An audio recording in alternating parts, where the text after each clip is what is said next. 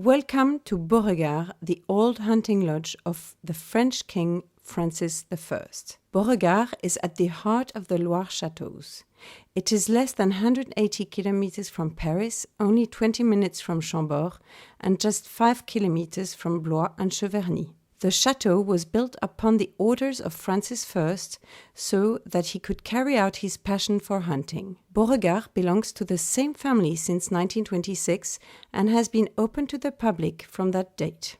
A famous phrase in French says, "The Loire is the garden of France," and this is easily understood when you arrive at Beauregard. After having gone through the shop, installed in an old Solognotte house with its original 17th century chimney, you discover the 40 hectares, 98 acres park that was redesigned by the famous Parisian landscape gardener Gilles Clément. There are different areas to discover. The most impressive has been laid out in the 17th century kitchen garden. It is the well-known portrait garden. The little dots you see in the photo are people. It is that big. Each of the 12 garden plots, with its own color, represents one of the reigns of the king shown in the portrait gallery, the other highlight of the chateau. In the portrait garden, you will discover perennial plants that flower at different times, and along the 80 meters wall, 400 species of roses and clematis. The pink Beauregard rose reigns at the bottom of the portrait garden. To get there, you cross the bark orchard that gains its name from the different species of trees growing here that all have interesting barks.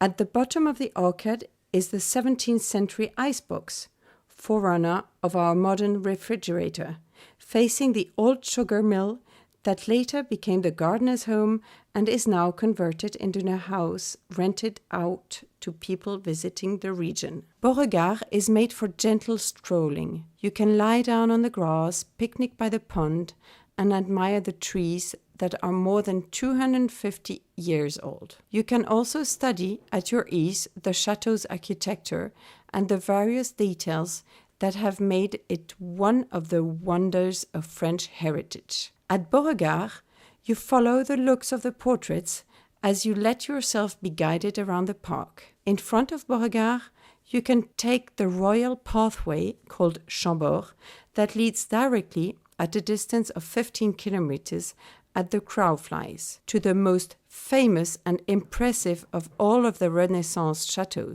the exceptional Chateau of Chambord with its unique double revolving staircase. Chambord is Francis I's masterpiece. Along this same pathway, hidden back behind the orangeries, you can discover the 15th century chapel. The seashell engraved on its wall shows that this was a former halt for pilgrims on their way to Saint-Jacques of Compostelle. Throughout the century, Beauregard has held an important place in history. Many illustrious characters, such as Louis XIV and the Cardinal de Richelieu, came here. You can be the next to follow in their footsteps. Today, Beauregard remains a family and private home, yet it is open to the public and welcomes tourists from the world over. This chateau has always been lived in by lords close to the royal power, and when you visit it, you will discover rooms and rare objects full of symbolism and history. The 15th century kitchen is the oldest room in the chateau. It is regularly used to welcome outside events, and the owner's family loves living there. During your visit, you will be able to see other rooms that are lived in, knowing that unquestionably the most important one, the reason for the chateau's notoriety and the reason why Louis XIV came here, is the famous portrait gallery. This most important room of the chateau is 27 meters long and 7 meters wide. On the portrait gallery floor, you will discover 5,600 squares of hand-painted Delft tiles. They represent the army of Louis XIII on the march. These tiles are particularly rare and fragile, and in the past they were used only as wall coverings. If you then lift your gaze upwards, you see that 327 people are looking at you, and they are not just any old people. The portrait gallery chronology begins with Philip VI, who came to the throne in 1328. From right to left, as you go round the room, you will see 15 sovereigns for 15 reigns. Each of the kings surrounded himself with men and women who were nationally and internationally renowned political figures of their realm. The men and women chosen to appear in this gallery are there solely because of their major political roles in the context of French history throughout 315 years. Having completed a tour of the room, you will come to the last king represented, Louis XIII, who was the king ruling at the time the collection of portraits was originally thought of by the then owner of the Beauregard, Pollardier, formerly treasurer to Henri IV.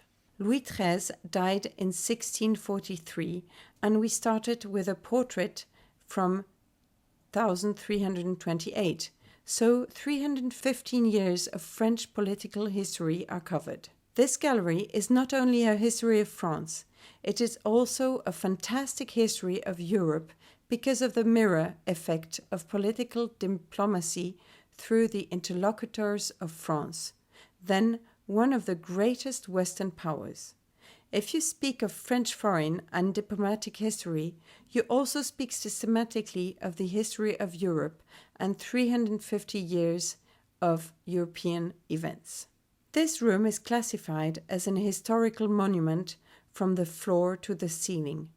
Raise your eyes, or, better still, find a place to lie down and let the blue light penetrate your eyes. This ceiling was decorated with a rare lapis lazuli powder that was worth 7 times the price of gold when the ceiling was painted. 3 generations carried out this work of exceptional beauty and rarity with a purely pedagogical aim. It is for this reason that it is the last remaining work of its kind in Europe to retain its original place and its original state. In the room parallel to the gallery, you will find a collection of furniture and rare artifacts, including a piece of furniture that has its twin in the Louvre Museum and that came back from Tehran in the 1840s when the Suez Canal was not yet built. And the little treasure amongst this great treasure of the Loire Valley is the studiolo or bell study, the study of Jean Duthiers.